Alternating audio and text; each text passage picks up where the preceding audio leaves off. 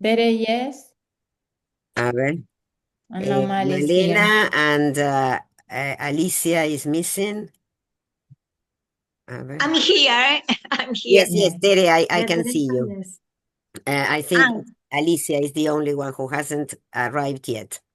Well, so this is why she felt so alone, so old. Yes. Now, the Richard insisted after her illness that she must sleep undisturbed. So the room was an attic, the bed narrow. You see, um, this also made her feel older. Yes. Uh, Lying there reading, for she slept badly, she could not dispel a virginity preserved through childbirth, which clung to her like a sheet.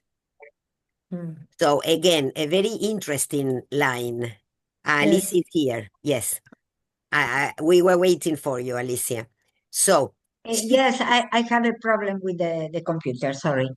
she could not dispel her virginity, preserved through childbirth, which clung to her like a sheet. For she So, slept badly, she could not dispel it, so now she felt again like a girl, a virgin, because she sleeps alone. But this virginity is like a sheet in the sense of a mortuary sheet, no, for a dead body. Mm. Lovely in girlhood, suddenly there came a moment, for example, on the river beneath the woods at Clifton, when, through some contraction of this cold spirit, she had failed him. We don't know who this him is, no? And then at Constantinople, and again and again, she could see what she lacked. It was not beauty, it was not mind. It was something central which permeated, something warm which broke up surfaces and rippled the cold contact of man and woman, or of women together. So, this, this virginity that she was about to lose, once by the river, then at Constantinople, yes, and she could never break it. It was not because she wasn't beautiful, it was not because she wasn't intelligent. It was something central which permeated, no, something that came out of her, something warm which broke up surface and rippled. You understand, rippled, no, como la espuma de las olas, sí, que se rompen, rippled. The cold contact of man and woman, or of women together. So she had a kind of incapacity to start a more, let's say, intimate relation. There is something, I mean, that stopped her. For that, she could dimly perceive. She resented it, had a scruple picked up heaven knows where, or, as she felt, sent by nature, who is invariably wise. Yet she could not resist sometimes yielding to the charm of a woman, not a girl, of a woman confessing, as to her they often did, some scrape, some folly. So when she listened to other women who confessed to her some folly, ¿no? Alguna estupidez, algún error, alguna escapadita, she liked that, but she couldn't do it herself. So this kind of coldness or fear that she had, she said that perhaps it was something given to her by nature, something that Yes. she was born with, yes? Uh, and whether it was pity or their beauty or that she was older or some accident like a faint scent or a violin next door, she did undoubtedly then feel what men felt. So when these women confessed to her their I mean, follies, she could feel what men felt. Men felt some attraction. that she could understand, but she knows that she does not produce that attraction. There is something in her that is lacking. Only for a moment, but it was enough. It was a sudden revelation, a tinge like a blush which one tried to check, and then, as it spread, one yielded to its expansion and rushed to the farthest verge, and there quivered and felt the world come closer, swollen with some astonishing significance. So this moment, this revelation that she understood when another woman told her about her private life was like a revelation that she felt for a second, something that she could perceive for a very, very small moment, yes? But that gave her astonishing significance. So she understood in those moments what men liked and that she did not have. Yes? Some pressure of rapture. So the words here are important because Virginia Woolf chose wonderful words. Some Yes. pressure of rapture, which split its thin skin and gushed and poured with an extraordinary alleviation over the cracks and sores. And this is exactly what we can say that we feel when we have this expansion, no? When we enjoy something, pleasure, yes? Yes. It is like as if the world quivered, come closer, yes? And everything has an astonishing significance. And the pressure of rapture, ese momento, ¿no? De gozo, is pressure of rapture, which split its thin skin and gushed. You understand gushed, ¿no? Gushed es cuando algo sale como un chorro, así disparado, ¿sí? And gushed and poured with an extraordinary alleviation over the cracks and sores, because it produces an alleviation, and this is the right word, no? This moment when one feels, no, the completeness of this joy, we can say, right? But how can she feel this? Only when another woman told her. She could not experience that herself. Do you see the difference? And Yes. this is very painful because she knew that there was something that women enjoyed, but that she could not achieve. No? Then, for that moment, she had seen an illumination, a match burning in a crocus, an inner meaning almost expressed. But the clothes withdrew, the heart softened. It was over.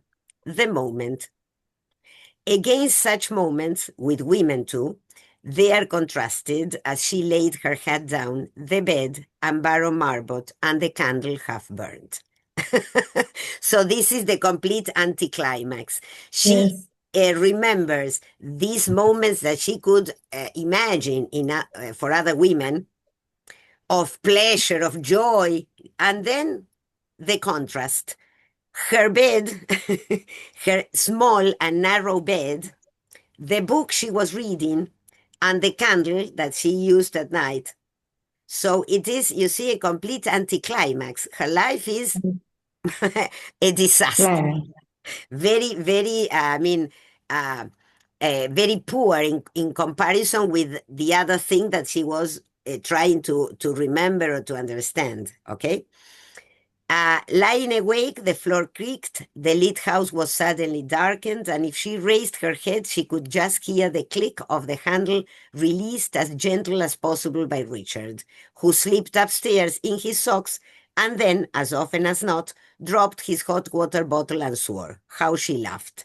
So when she was alone in bed, she could hear her husband when he came home late at night, yes?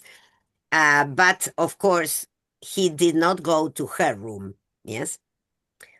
But this question of love, she thought, putting her coat away.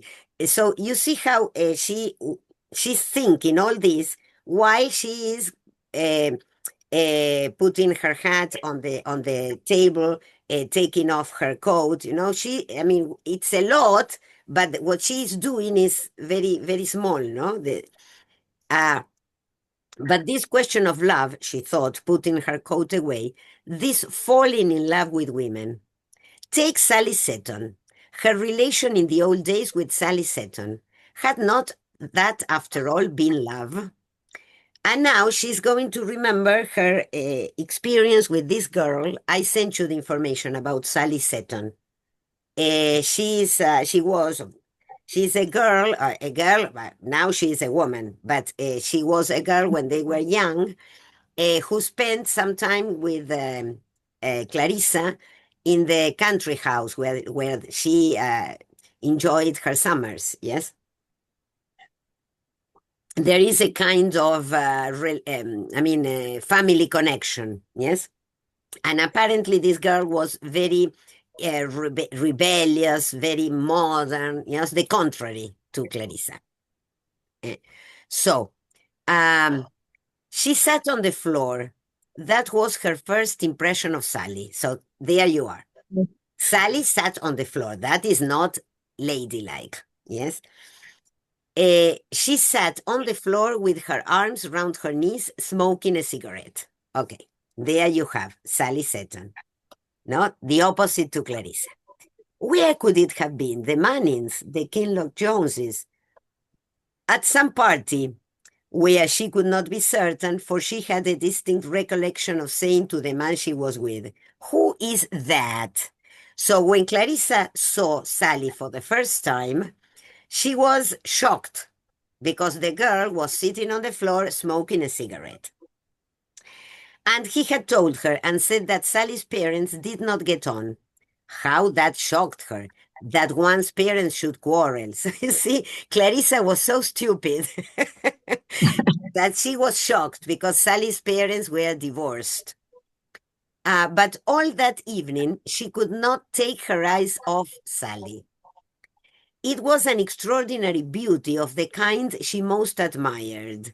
Dark, large-eyed, with that quality which, since she had gotten it herself, she always envied, a sort of abandonment, as if she could say anything, do anything, a quality much commoner in foreigners than in English women. So this is funny because this looks like Downton Abbey, no? Yes. The things that Yes. women could do. And this girl had all these attributes. No, she does what she did. Sorry, what she wanted. She was free. Sally always said she had French blood in her veins. No, now here, the typical comparison between English and French. No, the French are always, according to the prototype, the French are more liberal. An ancestor had been with Marie Antoinette. Had his head cut off, left a ruby ring. This is what Sally said. No, this is funny. Perhaps that summer she came to stay at Borton, walking in quite unexpectedly without a penny in her pocket, one night after dinner, and upsetting poor Aunt Helena to such an extent that she never forgave her. So this Sally appeared without, having anticipated her coming in their house, in this country house. And her aunt, Clarissa's aunt, was, alarmed. There had been some quarrel at home. She literally hadn't a penny that night when she came to them.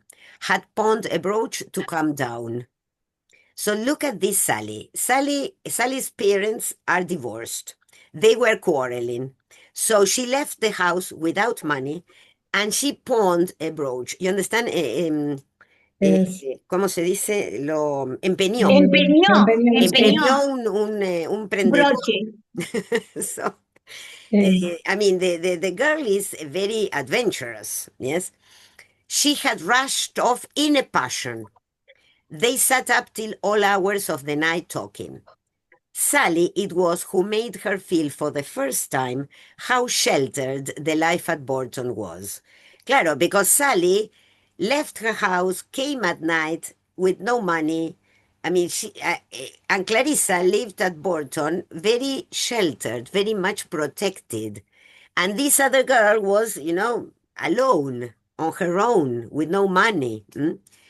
She knew nothing about sex, nothing about social problems. And there we are. Clarissa, at this time, knew nothing about sex, and she knew nothing about social problems. She lived in a bubble. The bubble. Yes. She had once seen an old man who had dropped dead in a field. She had seen cows just after their calves were born. So this is her experience, Yes. the only experience. She saw an old man dead. Claro, sí, claro, que sí, Yeah. y vio cómo las vacas tenían ¿cómo A se los llama? A los terneros. terneros, Los sí. carneritos. So she was very, very much enclosed, no, in her world. But Aunt Helena never liked discussion of anything. And this is again another characteristic. No discussion. When Sally gave her William Morris, it had to be wrapped in brown paper. And that is why I sent you all the information about William Morris. Yeah. Because, I mean, he was a revolutionary, a socialist. And so when Sally read William Morris, Sally gave Clarissa the book, but the book had to be wrapped in brown paper for Aunt Helena not to notice. It was a kind of forbidden book. There they sat, hour after hour, talking in her bedroom at the top of the house, talking about life, how they were to reform the world. They meant to found a society to abolish private property. No, this is very funny and very typical too. No, and actually, Sorry to yes, interrupt. My son has to do some project work for literature, yes, and he's reading a book called How to, what was it?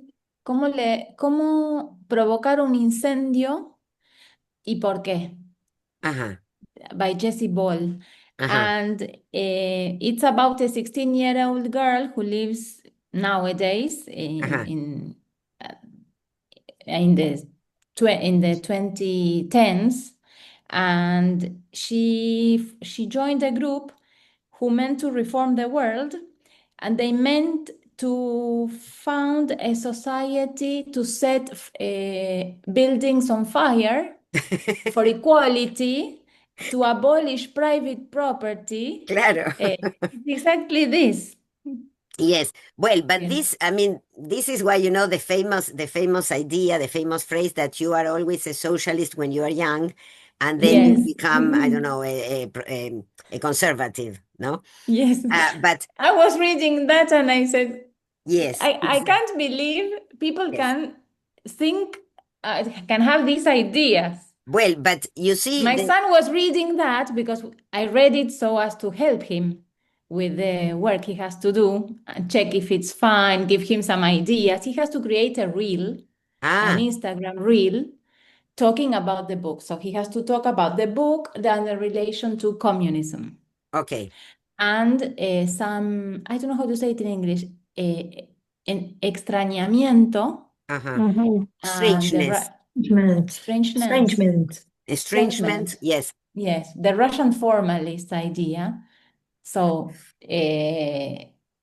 and something else. There were some other things like discursive intertextuality or transtextuality, things like that. Things that they have seen in class and related to the book. So, after this meeting, I'm going to help him Yes. Well, to but create something like you that. see that young people, or at least some of young people, Mhm. want to reform the world. And Yes. one of the things that always appear on top is to abolish private property, Yes. because Yes. the problem is the difference between the rich and the poor. Right. Yes. It's Yeah. been So the everyone has to be equal. exactly, or to at least to have, I mean, the same possibilities or whatever. So Yes. this is an idea that is logical when you are an adolescent. No, that's Well, why. the idea is logic, no? Of course, Then yes. we know the experience, how to Yes. finish those experience, but the It's idea logical is not bad. in a utopic world. It's logical. No, not in this world we live in. But Well, but when are you going to be utopic if you are not when you are an adolescent? Of course. Right. yes, of course. Yes. That is why I am surprised when I hear some young people now who say, for instance, and I had two examples. Yes, who is libertarios? Los Yes, libertarios, que public who are education should be libertarios. abolished. I heard this twice already.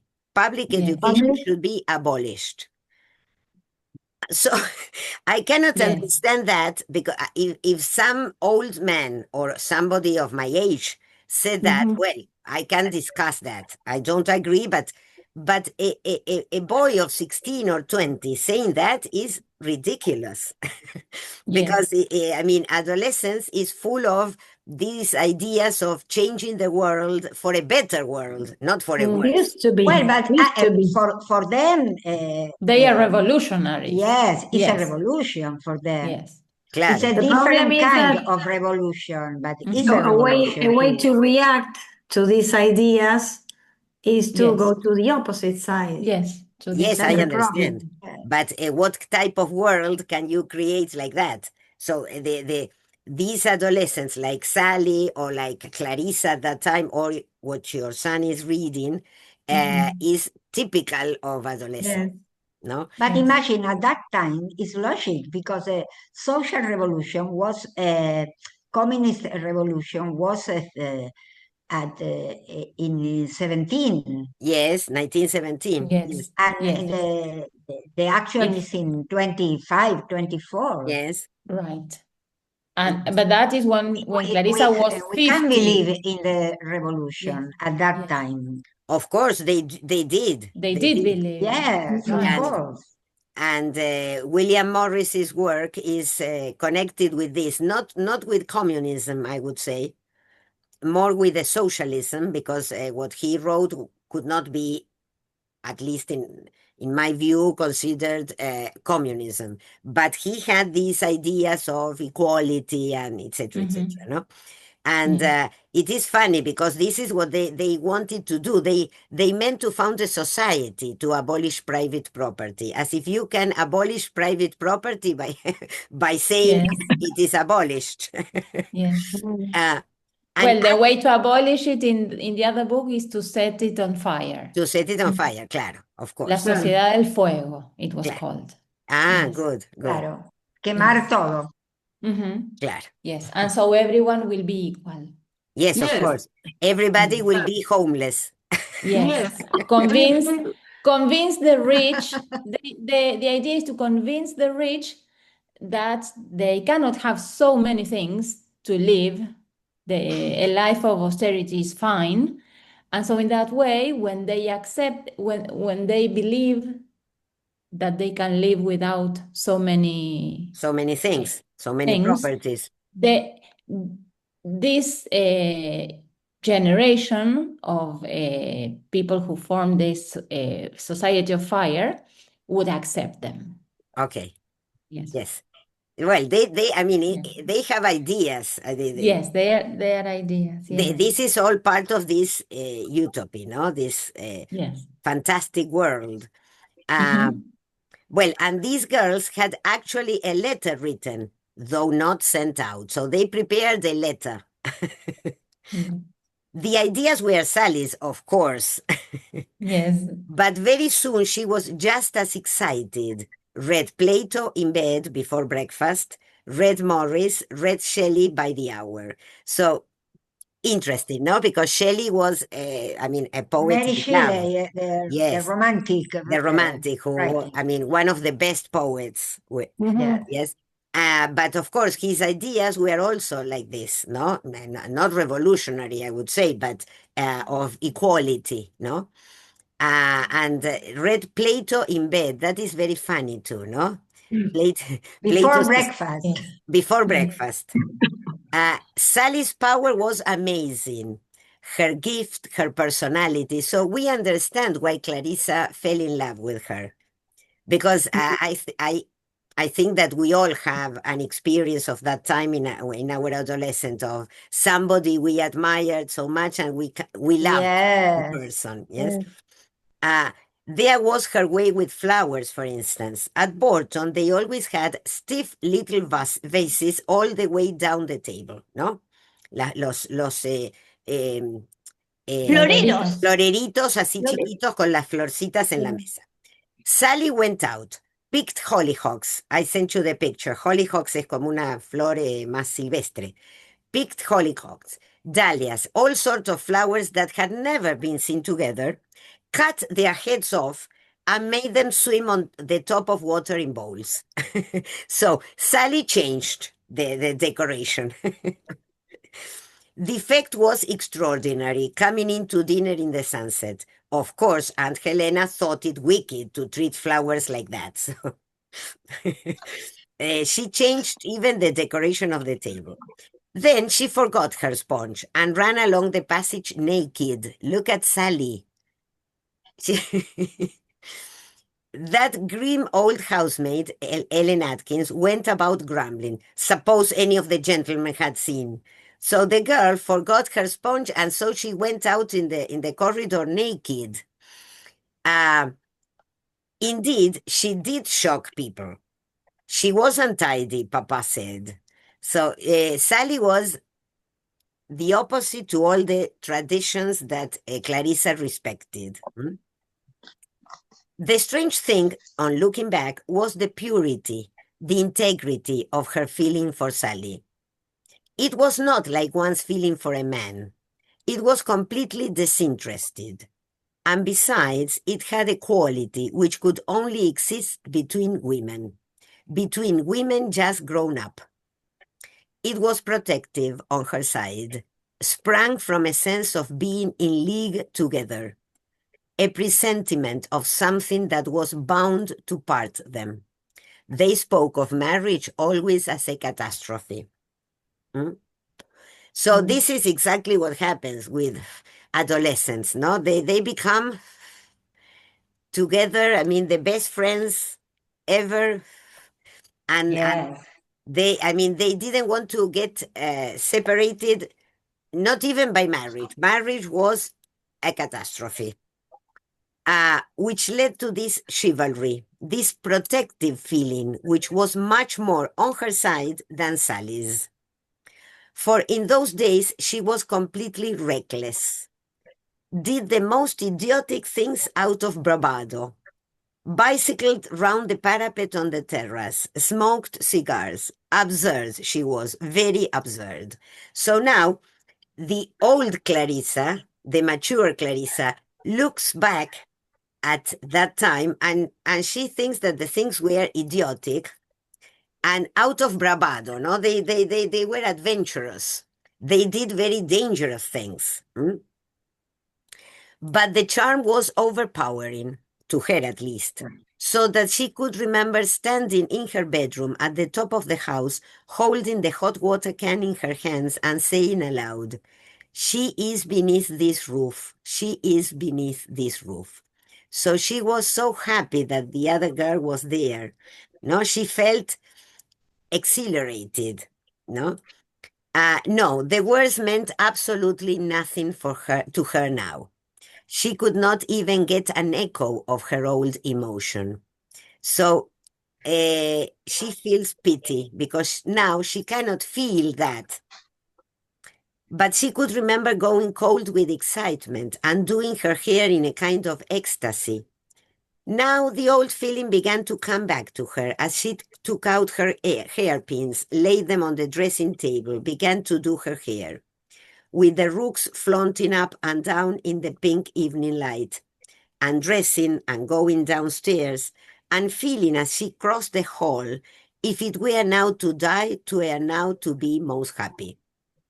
This line that you see here, Othello's, you this send is us. Othello's. This exactly. You remember that Othello said that when he met Desdemona, when he comes back from a battle and Desdemona is there waiting for him, no? And he says this, if it were now to die, it were now to be most happy.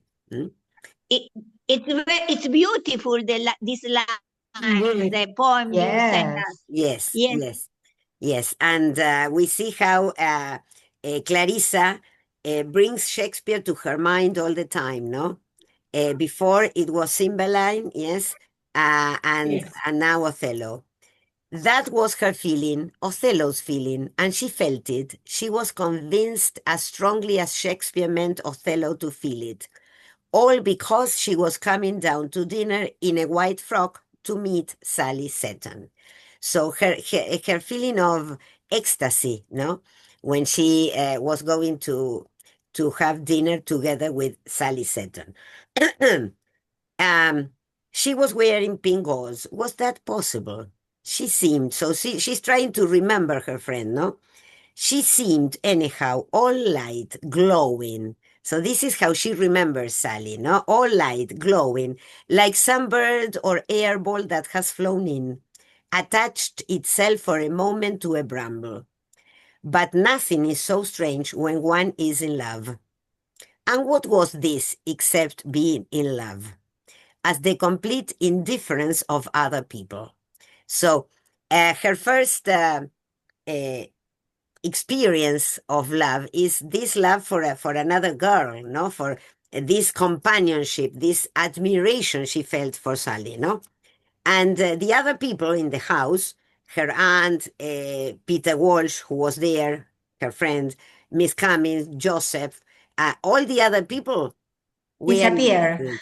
Yes, and they disappeared, but they were indifferent to Sally. They didn't see Sally as she saw her. All this was only a background for Sally. So for her, all the other people were there talking, but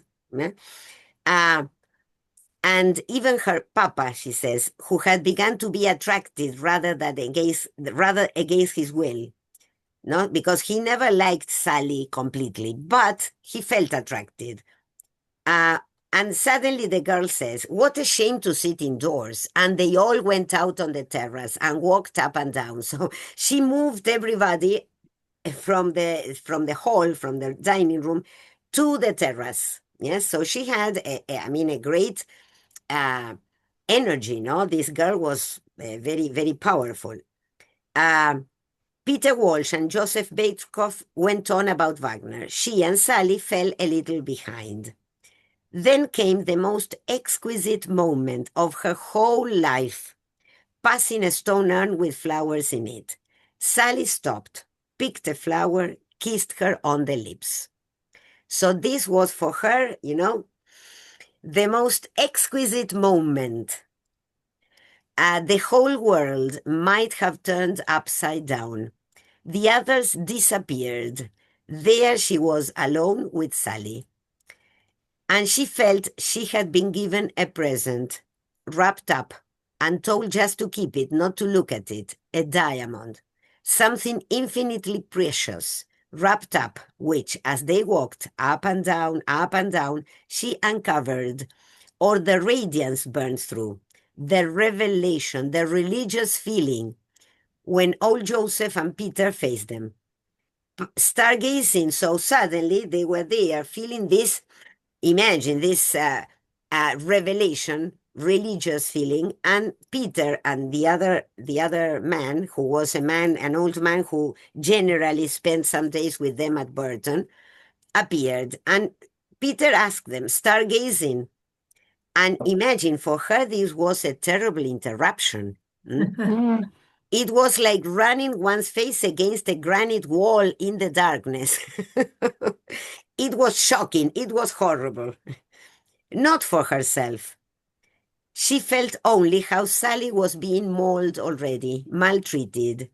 She felt his hostility, no, because Peter, remember that Peter was the one who was in love with her. Yes. Yes. So Peter didn't like Sally, obviously. She felt his hostility, his jealousy, his determination to break into their companionship. All this she saw as one sees a landscape in a flash of lightning. And Sally, never had she admired her so much, gallantly taken her way unvanquished. So this image here is really very nice. She sees this situation as when one sees a landscape in a flash of lightning. No, so suddenly, for a moment, you see the place because there is a light, no? But then it disappears again, a flash of lightning. So she could see how Sally goes on walking, yes, unvanquished, not giving any importance to Peter. She laughed. She made old Joseph tell her the names of the stars, which he liked doing very seriously. She stood there, she listened. She heard the names of the stars. Oh, this horror, she said to herself, as if she had known all along that something would interrupt, would embitter her moment of happiness. So, this is, I mean, typical of Clarissa. Whenever she is feeling happiness, something destroys that moment. No, something would interrupt, would embitter her moment of happiness. Yet, after all, how much she owed to him later, to Peter, no? Always when she thought of him, she thought of their quarrels for some reason, because she wanted his good opinion so much, perhaps. She owed him words, sentimental, civilized. They started up every day of her life as if he guarded her. So these are the words that Peter used for Clarissa. You remember that he was the one who had told her that she was the perfect hostess. And now these words, no, that he used for her, sentimental, civilized, they started up every day of her life as if he guarded her. A book was sentimental, an attitude to life sentimental. Sentimental. Perhaps she was to be thinking of the past. What would he think, she wondered, when he came back? Well, and this is something we are going to discover, yes, because he will come back. That she had grown older. Would he say that, or would she see him thinking when he came back that she had grown older? It was true. Since her illness, she had turned almost white. Again, the reference to her illness, no, that appears all the time.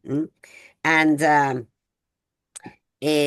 today I was listening to a report about depression in our society and in adolescents, which apparently is very serious nowadays. And the doctor said that you should not tell the person to, well, ya se te va a pasar, no pasa nada, ¿no? Eso es lo peor. Eso es lo peor. And Hace un efecto contrario. La vida es maravillosa, sos sí, joven, sí. no. Sí, no va. And this is, I started thinking of Septimus, the character here in the novel, because this man, who was obviously depressed, was told that by Dr. Holmes, you remember? Go out, Yes. enjoy, look at the Yes. garden, see? Yes. So exactly what they shouldn't tell him, no? Poor Yes, man. it's the worst form to treat a person with depression. Exactly. Yes. And Virginia Woolf knew this very well because she was told that. And she was also sent to the countryside to, to be in contact with nature, because this is what the doctors told her. And this is what the doctors told Clarissa. So the criticism that Virginia Woolf is doing through the novel is also against this advice, no, and Dr. Holmes, no. So that's But why. at that time, maybe it was reasonable because nowadays they have pills for depression because it's No, a of course. chemical question, depression, no? But evidently, when Freud and Jung, etc., started producing their theories, they